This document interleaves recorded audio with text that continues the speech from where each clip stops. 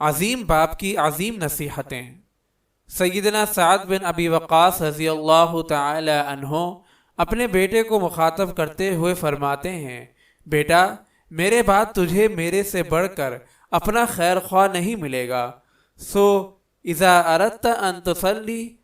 فاحسن الوضوء، جب تم نماز پڑھنا چاہو تو اچھی طرح وضو کرو، وصل صلاۃ ترى انک لا تصلی بعدها ابدا، اور نماز یوں پڑھو گویا پھر کبھی نماز نہیں پڑھ سکو گے، وَإِيَّاكَ وَالطَّمْعَ فَإِنَّهُ حَاضِرُ الْفَقْرِ،